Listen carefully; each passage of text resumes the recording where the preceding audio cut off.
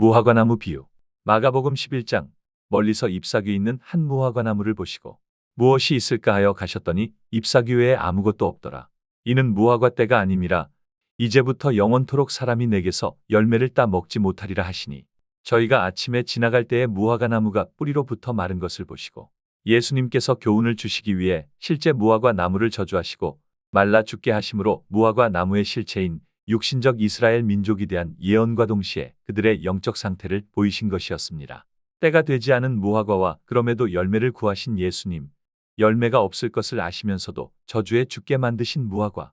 이 모든 것은 토기장이 비유를 통해 구속의 역사를 알 수 있듯 육신적 이스라엘은 처음부터 열매를 맺을 수 없는 천한 그릇으로 창조를 하셨던 것이며, 결국 저주한 무화과 나무가 말랐듯 육신적 이스라엘은 AD 70년에 멸망하고 말았던 것입니다. 마태복음 24장. 무화과 나무의 비유를 배우라. 그 가지가 연하여지고 잎사귀를 내면 여름이 가까운 줄 아나니, 이와 같이 이 모든 일을 보거든 인자가 문 앞에 이른 줄 알라. 결국 저주받아 말랐던 무화과가 잎사귀를 낼 것이란 말씀을 통해 이스라엘이 멸망했다가 다시 살아날 것을 예언한 것이며, 무화과 비유를 통해 주신 실물 교훈은 잎사귀가 무성한 시기는 초림이며 여름에 열매를 맺는 역사는 재림의 역사입니다. 말씀 그대로 잎사귀를 낸다는 것은 초림의 역사를 말하는 것이며, 여름이 가까이 왔다는 것은 재림을 말하는 것이니, 무화과 잎사귀를 내는 것을 보거든 초림 예수님 오셨다는 말씀이며, 여름이 왔다는 것은 재림 예수님이 오셨다는 말씀인 것입니다. 무화과 잎사귀를 내는 이스라엘 독립대인 1948년에 안상홍님 30세에 침례 받으심으로 초림 예수님의 남은 사역이 시작되었음을 알리셨던 것입니다. 다윗의 위 40년 중 남은 37년을 이루시고 무화과 비유의 예언대로 여름이 가까이 왔다는 소식, 즉 재림의 시기를 증거하시기 위하여 오신 것입니다.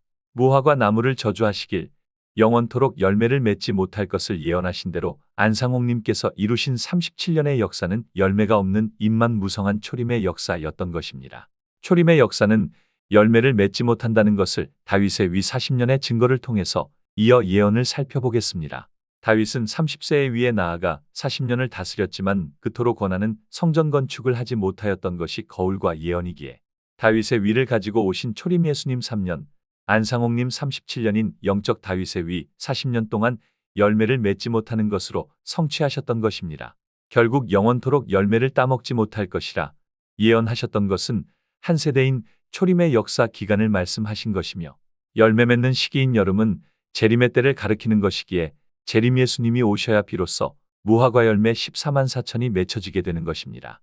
이처럼 2000년 전에 초림 3년 동안 육신적 이스라엘이 행한 행태와 그 결말을 통해서 실체되는 육신의 자손의 행태와 결말, 그리고 약속의 자손을 위한 교훈으로 보이셨던 것입니다. 그럼 실제 육신의 자손 이스라엘과 실물 관계를 살펴보겠습니다. 육적 이스라엘 민족은 그림자이며, 안상홍님 오셔서 세운 하나님의 교회는 실체가 되는 것이며, 중동 지역 예루살렘은 그림자며, 실체는 하나님의 교회가 땅의 예루살렘으로 신의 산으로부터 난 종된 하가인 옛 언약을 표상하는 것입니다. 초림 예수님께서 12제자와 올리시기 전에 새 언약을 세우신 것처럼 안상홍님도 올리시기 전에 새 언약의 실체 하늘의 예루살렘을 세워주심으로 내 살과 피로 세운 새 언약 실체가 바로 하늘어머니심을 증거하였던 것입니다. 땅의 예루살렘 하나님이 교회와 하늘 예루살렘 어머니 예언은 지나간 역사를 통해 이루어지는 것이며, 갈라디아서 4장의 옛 언약을 표상하는 하가와 새 언약을 표상하는 하늘 예루살렘 어머니 예언은 현재 하나님의 교회로 성취되어 이루어지는 것입니다. 종된 하가와 이스마엘이 하늘 예루살렘 사라와 동거동락하는 시간은 이삭이 나기 전까지며, 이삭이 나면 종된 자는 내어 쫓기게 되는 것이 예언입니다. 하늘 예루살렘 어머니와 함께한다고 새 언약 백성이 되는 것이 아니라, 종된 하가의 아들 이스마엘은 이삭이 오기 전까지는 사라 주인의 집에 거하며 양도 치고 밥도 먹고 일을 잘하면 사라에게 칭찬도 들었겠지만, 그 모든 꿈 같은 시간은 이삭이 오기 전까지입니다. 이삭이 태어나고 이삭을 희롱하는 것을 본 후 하가와 즉 옛 언약의 실체 3차 7계절기와 그 아들인 이스마엘의 실체 총회장은 장자에서 쫓겨나게 될 것에 대한 예언인 것입니다. 2000년 전에 새 언약 예수님이 오셔서 이루신 역사를 보면, 율법은 고사하고 세상의 법도 지키지 못했던 세리와 창기 그리고 우편강도는 오직 예수님의 은혜로 구원받았지만, 날마다 기도와 금식하며 전심으로 율법을 지켰던 이스라엘과 지도자들은 이삭 예수님을 희롱함으로 결국 쫓겨나고 만 것이 마지막의 교훈과 예언인 것입니다.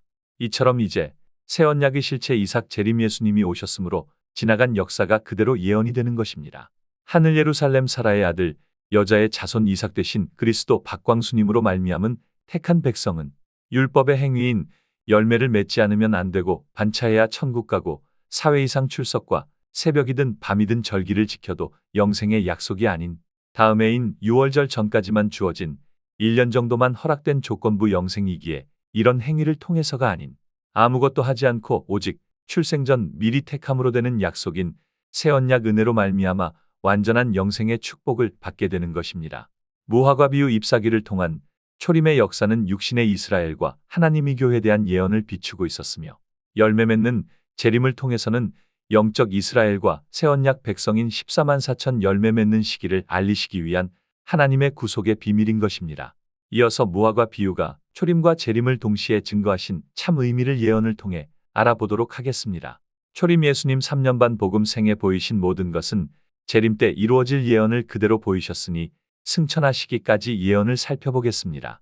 예수님 운명하시기 전 마가의 다락방에서 새 언약 세우신 것은 안상홍님 올리시기 전 새 언약 실체이신 하늘어머니를 세워주신 것으로 이루셨으며 예수님 3년 반 복음 후 십자가에서 죽으신 역사는 안상홍님 초림에 남은 37년 복음 후 죽으실 것을 보이신 것이며 예수님 죽으신 지 3일 만에 부활하신 역사는 안상홍님 1985년 죽으시고 3년 만인 1987년에 영적 부활인 침례받으실 것을 보이신 것이며 초림 예수님 부활 후 40일 동안 제자들과 함께 계시며 예언을 보이신 것은 재림 예수님 1987년 영적 부활인 침례받으시고 40년 복음으로 이루실 것을 보이신 것이며 초림 예수님 40일 후 제자들 보는 앞에서 승천하신 역사는 재림 예수님께서 14만 4천과 함께 마지막 승천으로 이루실 것에 대한 예언인 것입니다.